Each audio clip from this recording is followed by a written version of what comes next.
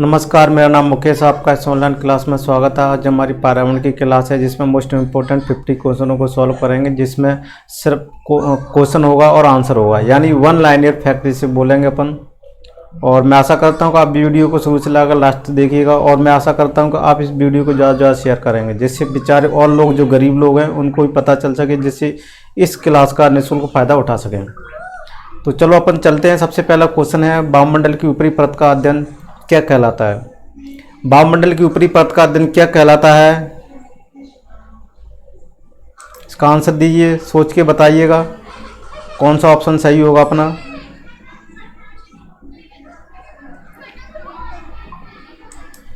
वायुमंडल की ऊपरी परत का अध्ययन क्या कहलाता है? क्या कहलाता है?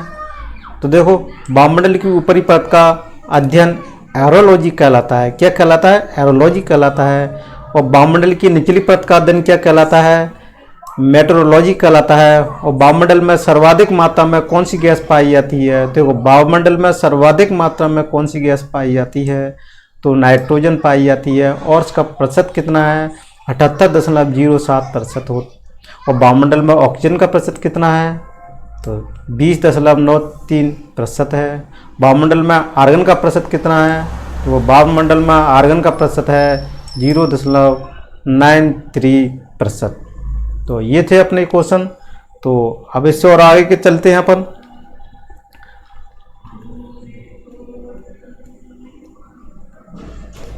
अब देखो, ये क्वेश्चन आ गया, इसको देखो। वायुमंडल में कार्बन डाइऑक्साइड का प्रतिशत कितना है? अब ये क्वेश्चन है, दिया हुआ है वायुमंडल में, क्या दिया हुआ है? वायुमंडल में कार्बन डाइऑक्साइड का प्रतिशत कितना है? तो कितना है? वायुमंडल में कार्बन डाइऑक्साइड का प्रतिशत 0.03% है। वायुमंडल में नाइट्रोजन गैस का कितनी ऊंचाई तक विस्तार? क्वेश्चन नंबर 6 को देखते हैं, कितना है? ये हो गया था 7 वाले क्वेश्चन को देखो। वायुमंडल में नाइट्रोजन गैस का कितनी ऊंचाई तक विस्तार है? 128 किलोमीटर तक विस्तार है, ठीक है ना। अब वायुमंडल में ऑक्सीजन गैस का कितनी ऊंचाई तक विस्तार है? देखो, कितनी ऊंचाई तक विस्तार है, ये अपन को चेक करना है। वायुमंडल में ऑक्सीजन गैस की कितनी ऊंचाई तक विस्तार है? 64 किलोमीटर। वायुमंडल में कार्बन डाइऑक्साइड की कितनी ऊंचाई तक विस्तार है? 32 किलोमीटर। और पृथ्वी को ताप बना रखने में सहायक है कार्बन डाइऑक्साइड एवं जलवाष्प। देखो, इसको सबसे पहले फिर रिपीट करते हैं। क्वेश्चन नंबर 7 है, वायुमंडल में नाइट्रोजन गैस का कितनी ऊंचाई तक विस्तार है? 128 किलोमीटर तक है। वायुमंडल में ऑक्सीजन गैस का कितनी ऊंचाई तक विस्तार है? 64 किलोमीटर तक है। और वायुमंडल में कार्बन डाइऑक्साइड कितनी ऊंचाई तक विस्तार है? 32 किलोमीटर है। और पृथ्वी के ताप को बनाए रखने में सहायक है कार्बन डाइऑक्साइड एवं जलवाष्प। अब 11वें क्वेश्चन की तरफ चलते हैं। देखो, 11वां क्वेश्चन क्या कहता है? वायुमंडल में पाई जाने वाली सबसे हल्की गैस कौन सी है?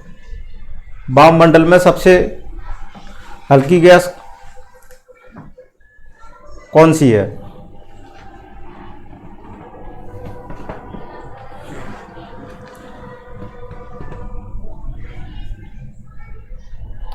वायुमंडल में सबसे हल्की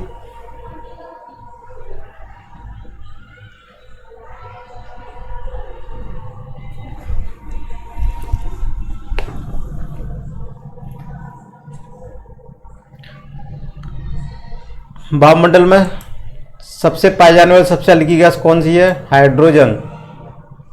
वायुमंडल में पाई जाने वाली सबसे भारी गैस कौन सी है? Carbon dioxide.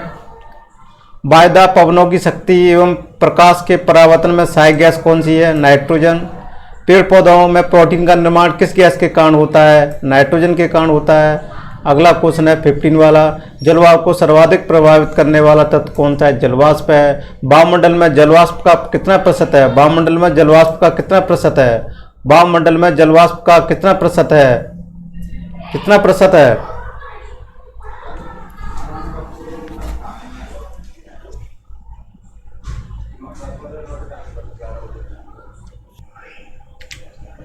देखो, 15वां क्वेश्चन है। 15वां क्वेश्चन क्या कहता है? जलवाष्प को सर्वाधिक प्रभावित करने वाला तत्व कौन सा? जलवाष्प है। और वायुमंडल में जलवाष्प का प्रतिशत कितना है? 4%। वायुमंडल जलवाष्प का प्रकाश संश्लेषण की क्रिया के लिए सहायक गैस कौन सी है? प्रकाश संश्लेषण क्रिया के लिए सहायक गैस है कार्बन डाइऑक्साइड। वायुमंडल की सबसे निचली परत कौन सी है? वायुमंडल की सबसे निचली परत कौन सी है, ये अपन को देखना है। तो देखो वायुमंडल की सबसे निचली परत कौन सी है? वायुमंडल की सबसे निचली परत कौन सी है? क्षोभमंडल है।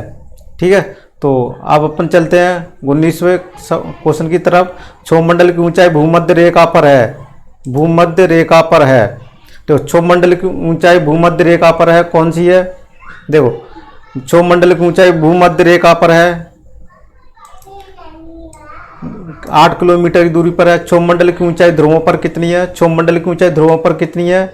18 किलोमीटर। कितनी है? 18 किलोमीटर है। ठीक है, अब देखो इससे आगे कोई और। अब देखो क्षोभमंडल में 165 मीटर की ऊंचाई पर तापमान में कितनी कमी होती है? क्षोभमंडल में 165 मीटर की ऊंचाई पर तापमान में कितनी कमी होती है? एक की क्षोभमंडल में 1 किलोमीटर की ऊंचाई पर तापमान में कितनी अब देखो 22 वाला क्वेश्चन है।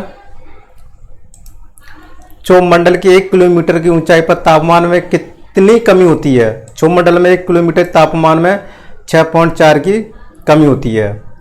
अब देखो 23 वाले क्वेश्चन की तरफ चलते हैं। क्षोभमंडल को और किस नाम से जाना जाता है? क्षोभमंडल को किस नाम से जाना जाता है? किस नाम से जाना जाता है? क्षोभमंडल को किस नाम से जाना जाता है?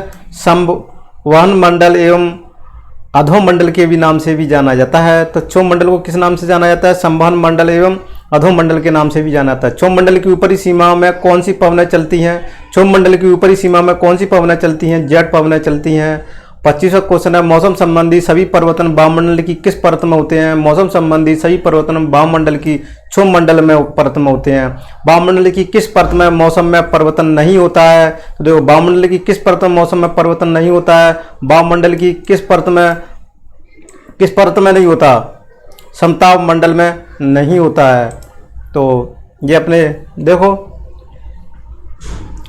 इसमें नहीं होता, समताप मंडल में नहीं होता है। तो देखो अब 26 हो गए। अब 27 की तरफ चलते हैं। 27 वाला देखो,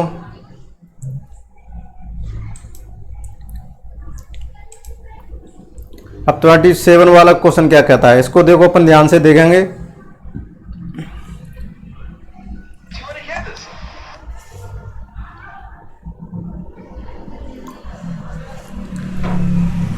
अब देखो इसमें वायुयान मंडल की किस परत में उड़ाए जाते हैं, यानी वायुमंडल की किस परत में उड़ाए जाते हैं। तो अपना आंसर देखो, सोच के बताओ कि जो अपने वायुयान हवाई जहाज जो एरोप्लेन उड़ते हैं वो वायुमंडल की किस परत में ही उड़ाए जाते हैं। तो देखो इसका आंसर है समताप मंडल में, यानी अपने जो एरोप्लेन होते हैं वो समताप मंडल में ही उड़ाए जाते हैं। अब 28 वाला क्वेश्चन है। वायुमंडल की किस परत में तापमान समान रहता है? तो वायुमंडल की किस परत में तापमान समान रहता है? किस में रहता है? समताप मंडल में। तो अपना आंसर कौन सा हो जाएगा? समताप मंडल में।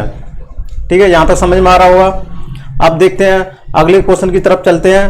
क्वेश्चन नंबर 30 में समताप मंडल की ऊपरी परत में किस गैस का विस्तार है? समताप मंडल की ऊपरी परत में किस गैस का विस्तार? ओजोन। चलो उससे पहले 29 का क्वेश्चन अपन देख लो, ये भूल गए थे। भूलाभ मेघ का निर्माण वायुमंडल की किस परत में होता है? भूलाभ मेघ का निर्माण वायुमंडल की किस परत में होता है?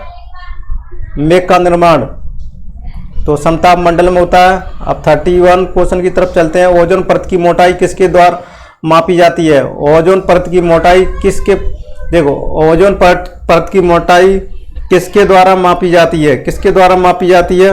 ओजोन परत की मोटाई किसके द्वारा मापी जाती है? तो देखो इसका आंसर है डॉप्सन। एंड मोटाई किसके द्वारा नापी है? डॉप्सन। किसके का ये डॉप्सन। ओजोन परत को कम करने वाली गैस कौन सी है? क्लोरोफ्लोरोकार्बन। ओजोन परत को कम करने वाली गैस है क्लोरोफ्लोरोकार्बन। फ्रिज एवं एसी से निकलने वाली गैस कौन सी है? फ्रिज एवं एसी से निकलने वाली गैस है क्लोरोफ्लोरोकार्बन। संचार के लिए वायुमंडल की सहायक परत कौन सी है? संचार के लिए जिससे अपन कम्युनिकेशन करते हैं वो वायुमंडल में कौन सी सहायक परत है? तो उसको बोलते हैं आयन मंडल। वायुमंडल की सबसे ऊपरी परत कौन सी है? वायुमंडल की सबसे ऊपरी परत को वायुमंडल बोलते हैं। चलो अगले क्वेश्चन की तरफ चलते हैं। अगला क्वेश्चन अपना 36 वाला। 36 क्वेश्चन को देखो, पृथ्वी पर ऊर्जा का प्रमुख स्रोत कौन सा है? कौन सा है वो देखना है।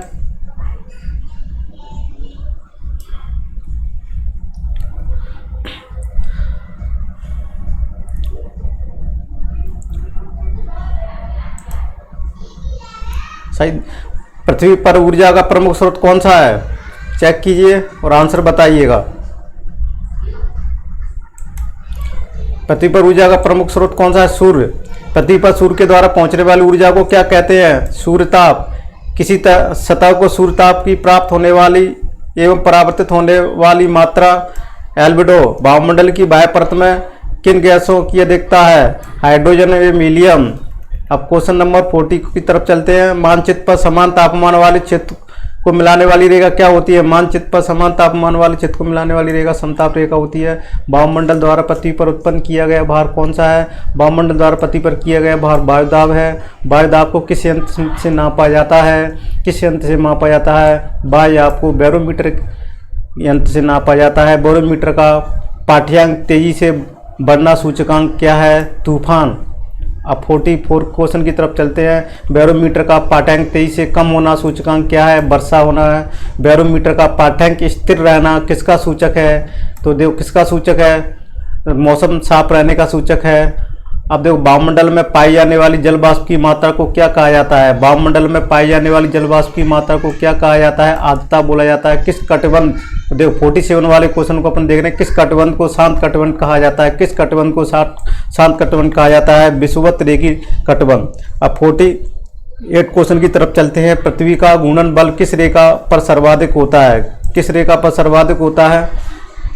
तो पृथ्वी का घूर्णन बल किस रेखा पर सर्वाधिक होता है? भूमध्य रेखा पर होता है। पृथ्वी के घूर्णन के कारण कौन सा बल उत्पन्न होता है?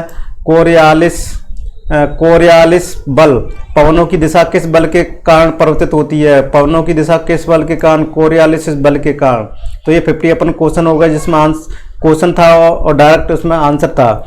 तो मैं आशा करता हूँ आपको ये वीडियो कैसा लगा कमेंट्स बॉक्स में ज़रूर लिखिएगा, और आपको मैं किस तरह से समझाऊँ उसको फीडबैक भी आप कमेंट्स बॉक्स में दीजिएगा। और मेरी जो पट्टी नीचे रेड कलर की चल रही है उसमें टेलीग्राम चैनल है, उसको भी आप ज्वाइन कीजिएगा। और चैनल भी है तो जिसमें मैं PDF फाइल जो मैं ये पढ़ा रहा हूँ उसकी PDF फाइल आपको वहाँ मिल जाएगी। तो मैं आशा करता हूँ आपको वीडियो कैसा लगा आप कमेंट्स बॉक्स में लिखिए, और ज़्यादा शेयर कीजिएगा, ज़्यादा शेयर कीजिए वीडियो को, जिससे गरीब लोग हैं बेचारे उनको भी फ़ायदा मिल सके इस क्लास का। तो thank you for watching this video.